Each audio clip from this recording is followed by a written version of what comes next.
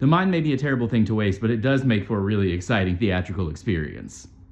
Hi, my name is Kyle. I write theater reviews for Chicago On Stage, and recently I got to experience Theater of the Mind, created by David Byrne and Nala Goankar. Theater of the Mind is one of the most unique and interesting shows that I've ever encountered, where memoir is made into theater, memory made into experience, and sensorial phenomena made into story.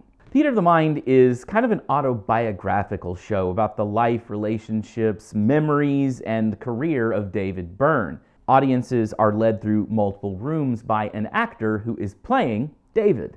And I want to give a quick shout out to the actor who was my David for the night that I was there, Lucky Stiff. They were amazing. They did a great job. One of the most interesting aspects of the show is the way in which your senses are hacked as a part of the memory-making experience. David continues to come back to the fact that things aren't always what they seem. And that's kind of the point, because after all, we're in the mind of David. And what David remembers and how he remembers those things change based upon how he is putting it together in the moment for us. One of my favorite sensorial hacks that happens in the production is when you're at the disco where David used to DJ as a young man.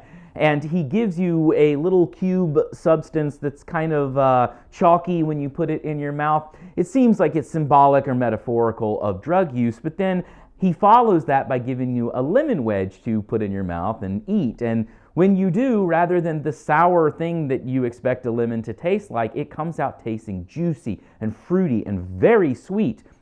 Not at all what you would expect. Now, obviously, I'm not going to tell you about everything that you would experience if you go. That's part of the fun of going, so definitely go see the show. But I do want to make it clear that emotional connections are still very much a powerful thing in this production. For example, David talks a lot about memories of his father who is suffering from dementia, and it's in that idea of memory being faulty, senses being untrustworthy, that we still come to the point where emotions, despite all of that, are very powerful. Ultimately, what we find out is that we are explorers of David's mind, but we are also examining our own. How much can we truly know ourselves when we are a collection of the memories that we've gathered over our lifetimes? But should we question those memories, and should we be critical of the way that we use them to identify who we are? You definitely need to check out Theater of the Mind. I'm giving it 4.5 out of 5 stars.